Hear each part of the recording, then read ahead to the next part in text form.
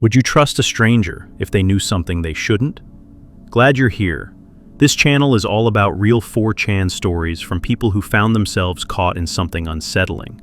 This one has a strange pull to it, the kind where every answer only opens up another question.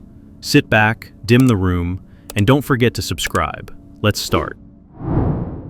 I've been driving buses in Philly for about 11 years now, mostly out of the depot near Wissahickon. The route I'm going to talk about is the 27, or what used to be the 27 before they redid the numbering. It runs from Andorra through Roxborough and down into the edge of Manayunk. Peripheral route, not one of the big money runs. You get maybe 40 regulars a day, mostly older folks going to the pharmacy, some kids, night shift people coming home in the morning. I picked it up in the summer of 2022, July. The kind of Philly July where the plastic on the steering wheel gets soft and the air conditioning in the older Novas gives up around noon and just blows warm air at your knees. First day on the route, I noticed him. He got on at the second stop, right by a laundromat with a busted sign that only lit up half the letters. Older guy, maybe 60, maybe 70, hard to tell. Gray coat even in the heat. Not heavy, not thin, just there. He had this posture where his shoulders were slightly forward but his head was straight, like he was leaning into a wind that wasn't there. He walked past the fare box without slowing down. Now, when someone skips the fare, you say something.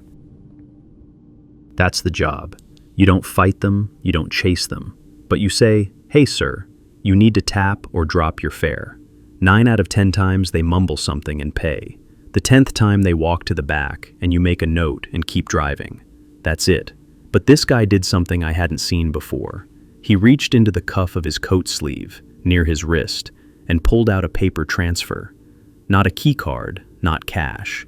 One of those old paper transfers we haven't officially used in years. He held it up to the scanner. The scanner didn't beep. He didn't wait for it to beep.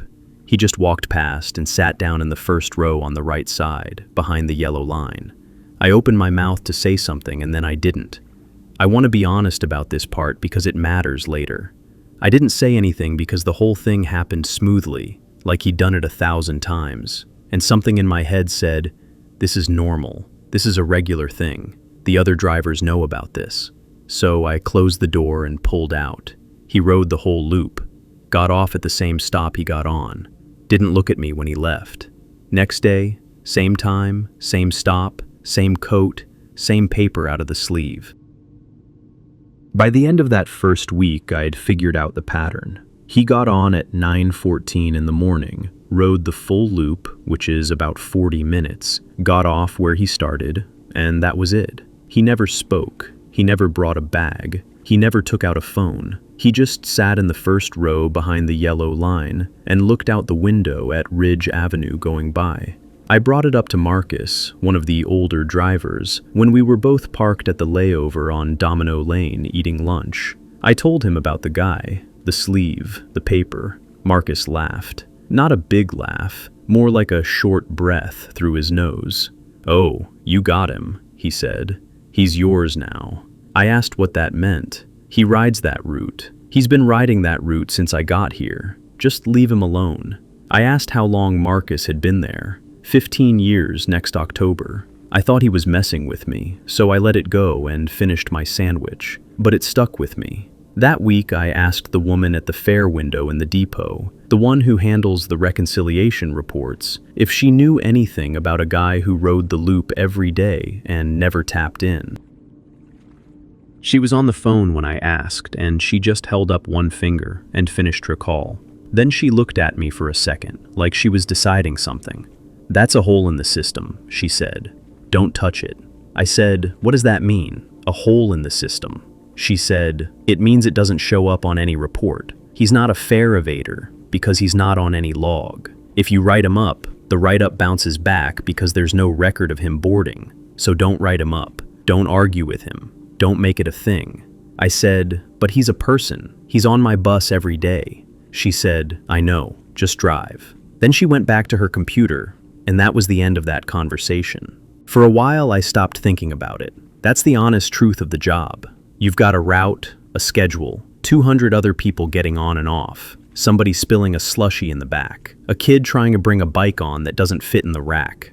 He was just this quiet thing that happened at 9:14 and again on the return. But every once in a while, I'd catch myself watching him in the mirror. He never changed his posture. I mean, he never adjusted the way people adjust. You sit on a bus for 40 minutes. You shift your weight. You cross your legs the other way. You scratch your neck. You check your watch. He didn't. He sat with his hands flat on his thighs and his eyes forward left toward the window. And he stayed that way from the second he sat down to the second he stood up. Once, in August, I hit the brakes hard for a delivery truck that pulled out of a cross street on Henry Avenue. Everyone on the bus lurched. There's a woman in the third row who dropped her coffee. I remember because I felt bad about it. He didn't move. He didn't put his hand out to brace. His body absorbed the stop and then went back to how it was, like a bag of sand shifting and settling. I figured he was probably a retired transit worker with some kind of comp pass that didn't scan right, and everybody at the depot was too lazy to fix the paperwork, so they just let him ride. Normal enough explanation. Philly is full of guys like that. Guys who did 30 years and got weird after. I stuck with that for months. Around Halloween, I started noticing that nobody else looked at him. That was the thing that got under my skin more than anything else. Not that he didn't pay. Not that the fair lady called him a hole. It was that I would watch the passengers who got on after him, the ones who had to walk right past him to get to their seats, and none of them ever glanced. Not even the way you glance at any stranger on a bus, just a tiny check to see if they're going to be a problem. They didn't check. Their eyes went over him like he was part of the seat. I want to be clear because I know how this sounds. I could see him. Other passengers walked around him. They didn't sit in his seat. They gave him space. So they registered him on some level. They just didn't look at him. Not with their eyes. Not once. I started testing it a little. I'd announce stops louder than I needed to. I'd say good morning to everyone getting on. Real friendly, so they'd have to look up front. Their eyes would land on me and skip him like he was a pole. I never brought it up with Marcus again. I don't know why. I think part of me knew what he'd say. The thing I want to get to is what happened in November. We had a Tuesday morning, cold rain. The kind where the wipers on the Novas don't quite clear the top of the windshield, so you're leaning forward a little to see. He got on at 9:14. Sleeve, paper, scanner, seat. I pulled out. About 15 minutes into the loop, we hit a light at Ridge and Domino. Long light. Nobody else on the bus at that moment, which happens sometimes on that stretch. Just him and me. I don't know what got into me. Maybe it was the rain. Maybe it was that I'd been thinking about him too much that week. I turned around in my seat just a little, so I could see him without fully facing him. I said, "Morning." He didn't answer. I said, "You ride this every day, huh?" He didn't answer. I said his stop, the one he got on at, by name. I said, "You headed home after this?" Nothing. Not a flinch. Not a slow turn of the head. His eyes stayed on the window. I could see the side of his face clearly. The light was flat and gray, and he didn't blink for the whole time I was talking. I want to be careful with that. I'm not saying he didn't blink ever. I'm saying I watched him for maybe 20 seconds, and in those 20 seconds, his eyes did not move, and his eyelids did not move. The light turned green. Somebody honked behind me. I drove. He got off at his usual stop. Didn't look at me on the way out. The door closed behind him, and I sat there for a second at the curb before I pulled away. After that, I stopped trying. I don't mean I decided anything. I mean, it just faded. Same as the fair lady said, don't touch it. He got on at 9:14. He did his little thing with the sweeve. He sat in the first row. He rode the loop. He got off. My hands would do the door, and my eyes would do the mirror, and none of it involved him anymore. I drove that route until the following spring, when I moved to a different depot for family reasons. I haven't been back on the 27th since. The part that stays with me isn't scary in the way stories are supposed to be scary. It's this. When I think about him now, I don't think of him as a man. I don't picture a face. I picture a shape in a gray coat and a hand coming out of a sleeve with a paper in it. And the shape belongs to the root, the way the pothole on Henry Avenue belongs to the root, or the way the smell of the brake pads on the downhill by the reservoir belongs to the root. He's a piece of the run, not a passenger, not a person, a place on the map that a body sits in for 40 minutes a day and then stands up and walks off. Marcus is still there, far as I know. Different guy drives the 27 now. I hope he leaves it alone. The weird part about working nights in a building like that is you start to know people by their footsteps before you know their faces. I worked the front desk at a tower on Brickell from 10 at night to 6 in the morning, Thursday through Monday, which meant I got the full weekend traffic and none of the boring stuff. The building was 32 floors. 2-bed units started around $6,000 a month. Most of the residents were the type you'd expect. Younger finance guys, a few surgeons, retired couples who liked the view of Biscayne Bay. The kind of place where the lobby smells like lilies because there's a fresh arrangement on Monday and Thursday.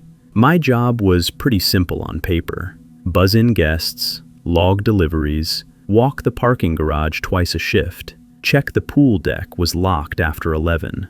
There were cameras on every floor, but nobody watched them in real time except me, and even then, only if a resident called down. Mostly, I read on my phone and drank bad coffee. The couple on 30 moved in around the end of February. I only knew them by unit number and by sight. He was maybe 30, plain t-shirts and gym shorts, tan, hair kept short.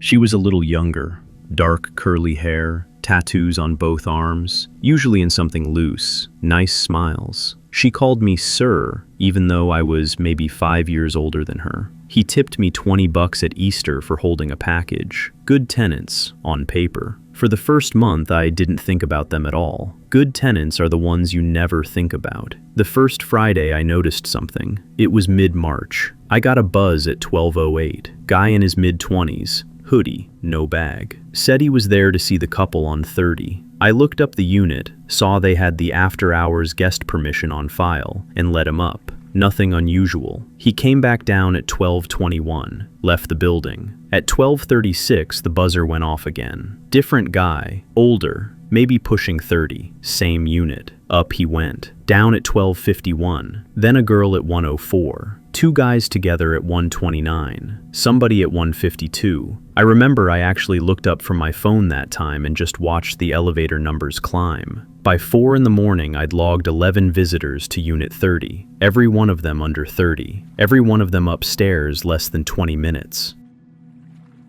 In a building like that, on a Friday, people party.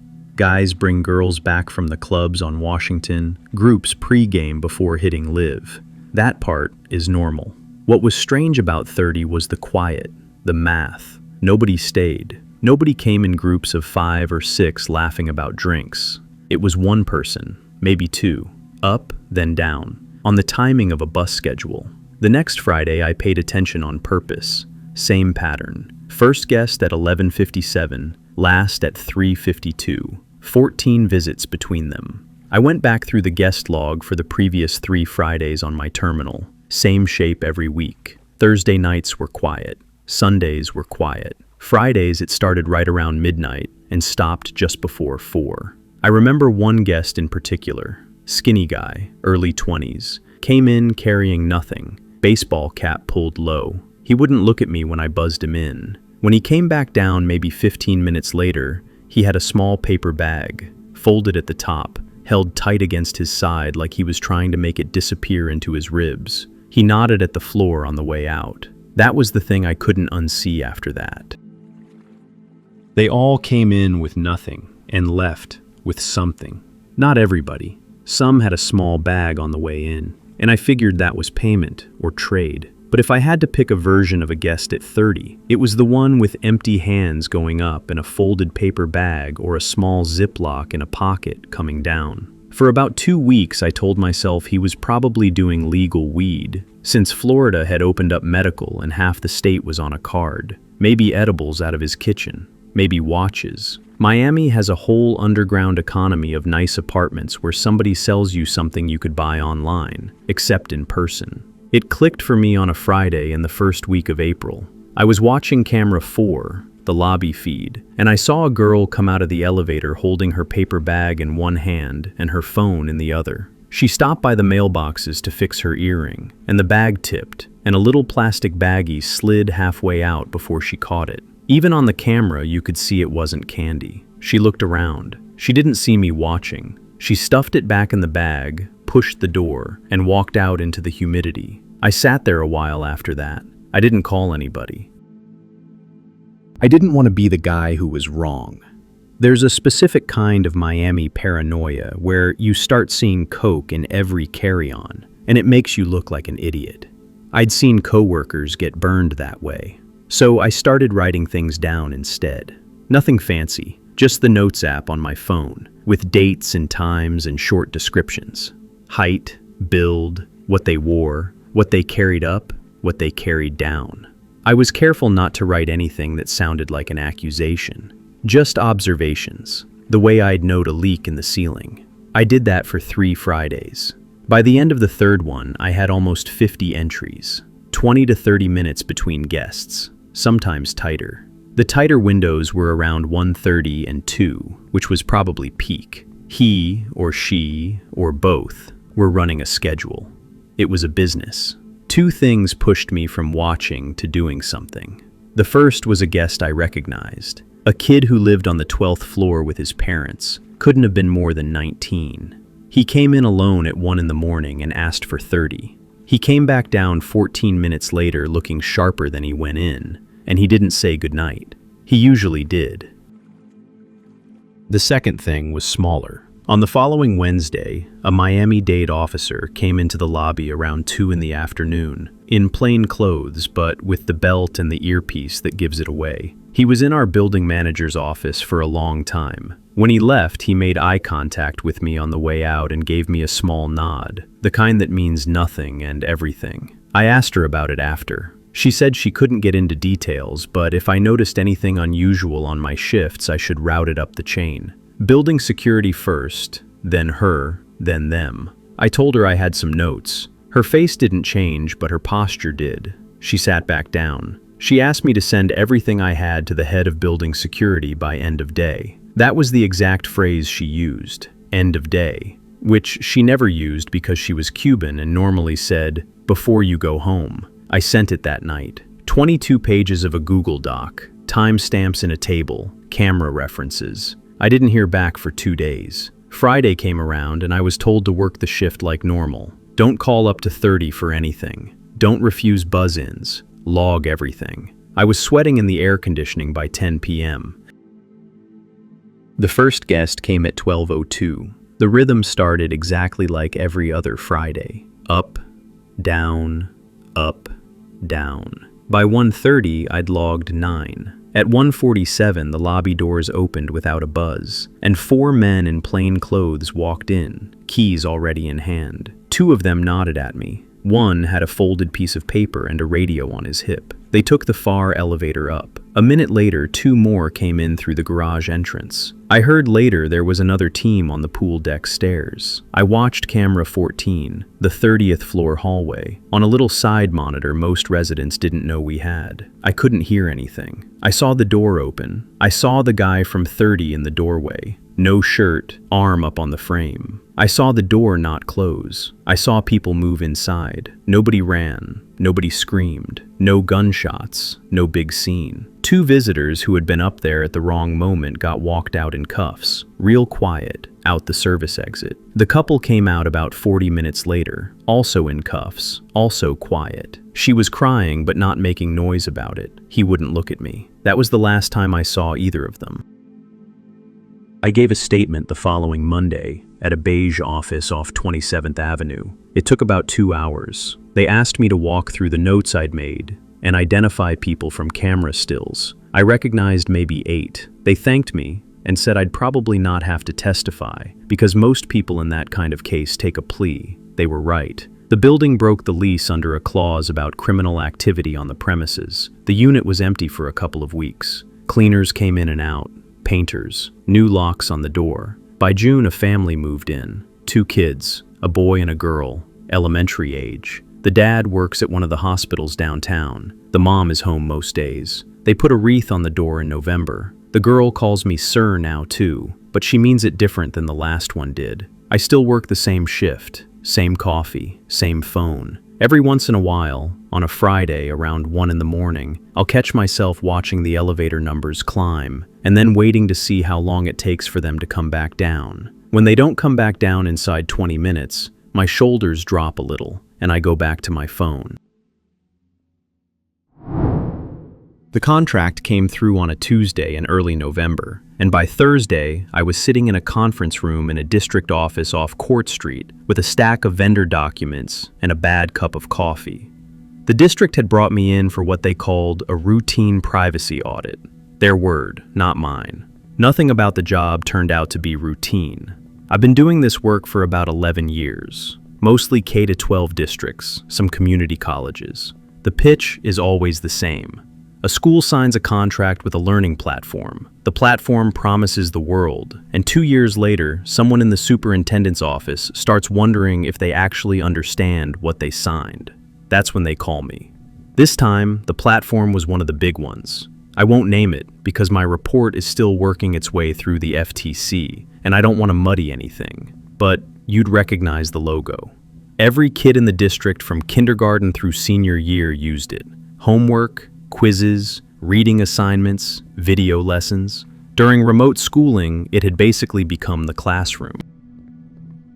Even after everyone came back to buildings in Boston, the district kept using it because switching cost a fortune, and the teachers had already built lesson plans around it. I started with the contract, 58 pages. That part didn't surprise me. What surprised me was the data schedule at the back, which was another 22 pages on its own. Most vendor agreements have maybe a paragraph on what they collect. This had a whole taxonomy. I remember the coffee going cold while I read it. There was a light rain outside, one of those gray Boston afternoons where the streetlights come on at 3:30. The office was empty except for a woman named Priya at the front desk, who kept apologizing for the heater not working. My hands were cold. I kept flexing my fingers to hold the pen. The first thing I flagged was something they called engagement telemetry. Standard enough on the surface. How long a student spent on a page, whether they scrolled, when they clicked the next button. Every learning platform tracks that. What was strange was the granularity. Cursor movement sampled at intervals I'd never seen before. Time between keystrokes on written responses. Whether the student paused before answering, whether they went back and changed an answer, and how many times. I sat with that for a while. You can argue, technically, that all of it is educational data. Educators do care about how kids engage, but at that resolution, you aren't measuring learning. You're building a behavioral profile. I moved on. Next section was effective indicators. I had to read the header twice. The platform, according to its own documentation, collected data on emotional state, not by asking the kid, by inferring. If the child had a webcam on during a lesson, the platform ran what it called attention and effect analysis, micro-expressions, eye movement, head position, whether the student looked frustrated, whether they looked bored, whether they looked, and I'm quoting the document, disengaged in a manner consistent with prior sessions. So there was a baseline. They were building a longitudinal emotional record on 9-year-olds. I got up and walked around the conference room. I opened the door and stood in the hallway for a minute. Priya asked if I wanted more coffee. I said no thanks, I'm good. She smiled and went back to her book. Everything about that hallway was normal. Fluorescent light, someone's coat on a hook, a poster about a bake sale that had already happened. The whole time I was thinking about the word longitudinal. I went back in and kept reading. The consent language for all of this was buried in the terms parents accepted when they created a student account. It wasn't hidden in any technical sense. It was just written in a way no working parent was ever going to sit down and parse at 7 in the morning while pouring cereal. 20,000 words of gray text. The effective monitoring was mentioned once, on page 31, under the heading Personalization Features Intended to Enhance Learner Experience. Personalization features. I asked the district's tech director, a guy everyone called Marcus, if any parent had ever asked about it. He thought about it for a second and said, no, not that he could remember. He also said the district hadn't specifically negotiated that clause. It came in the standard bundle. I asked whether the district had a copy of the data processing agreement they'd signed. He pulled it up. It referenced an appendix. The appendix referenced a schedule. The schedule referenced the vendor's public documentation, which the vendor reserved the right to update at any time with notice by email to the account owner. The account owner, in this case, was a shared inbox at the district office that nobody actively monitored. So the vendor could, in theory, expand what they collected, notify the district by email, get no response, and treat that silence as consent. And they had. 3 times in the previous 18 months, according to the changelog I later pulled. The second update was the one that added affect analysis. It went live in March of 2022. Nobody at the district knew. I want to be clear that I don't think there was some cackling villain in a data center laughing about children's feelings. That isn't how any of this works. It's worse than that, in a way. It's just a business model. Somewhere there's a slide deck explaining to investors how the platform's proprietary engagement data set can be used to build better educational tools and better ad targeting for the parent company's other products. Nobody had to be evil. They just had to keep collecting. The part that stayed with me was a specific student record. I pulled a sample for the audit, anonymized, from a 4th grade class in a school near Jamaica Plain. The kid's real name was stripped, replaced with a hash. But the record itself was everything. Every login for the last 2 years, every quiz, every pause, every session where the affect analysis had marked the child as, and again I'm quoting, showing signs of distress during math-related tasks. 22 sessions across the fall term. 22 data points saying this specific child struggled emotionally with math, sitting on a server owned by a company the kid's parents had never heard of. I sat in that conference room until almost 7 at night. Marcus stuck his head in around 6 and asked if I was okay. I said I was fine. I was mostly fine. I remember thinking about my own nephew, who was in 2nd grade in a district outside Worcester and used a similar platform. I wondered what his record looked like. Whether some server somewhere had a file that said he took a long time on comprehension questions and had learned, over months, exactly how long. I put the report together over the next 2 weeks, 91 pages.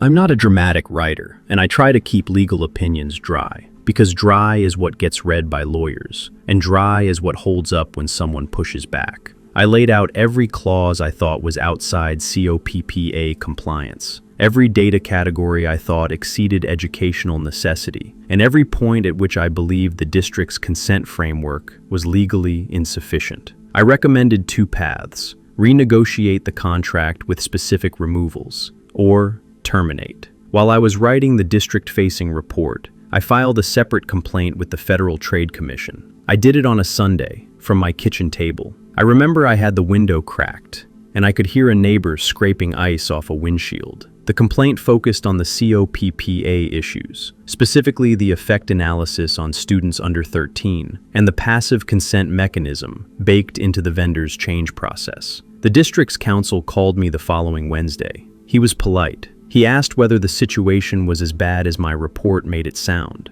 I said the report was measured. He said, okay, let's take it to the vendor. The renegotiation took 4 months. I wasn't in the room for most of it, but I got copies of the red lines. The vendor pushed back on almost everything, then started giving ground when the FTC opened its own inquiry. In the end, the affect analysis was pulled from the district's instance. The cursor and keystroke telemetry was capped at a coarser level. The passive consent mechanism was replaced with an opt-in that required a real signature from a real administrator. Clauses about downstream data sharing with the parent company's research division were removed. I don't want to make the ending sound tidy. Plenty of other districts across the country are still on the same platform, on the old terms, because nobody has audited them yet. The federal inquiry is slow. Parents in most places still have no practical way to know what's being logged about their kids. But one district got a better contract, and that's not nothing. After the renegotiation closed, I spent the summer writing a methodology guide. nothing glossy. A working document, about 70 pages, on how to audit an educational technology contract from the data side. What to ask for, what to look for in appendices, which clauses to treat as red flags. How to read a changelog. How to run a passive consent trap on a vendor to see whether they'll try to slip an update past you. I sent it, free, to every district privacy officer whose contact info I could find. A few wrote back. 2 of them told me they'd started their own audits. One of those, in a district I won't name, found something worse than what I'd found in Boston. I still have the 4th grade record on an encrypted drive in my office, anonymized, just the hash and the timestamps and the 22 little flags for distress. I don't look at it often. I keep it because sometimes, when a district hesitates to sign the engagement letter, I open the file on my laptop and turn the screen around and let them read 1 page of it. They usually sign. Well, those were today's stories, guys. Let me know what you thought down below, and if this format works for you, hit like and subscribe. We keep going back to 4chan because some posts feel less like entertainment and more like a warning someone left behind. And warnings are easy to miss until they're about you. See you next time.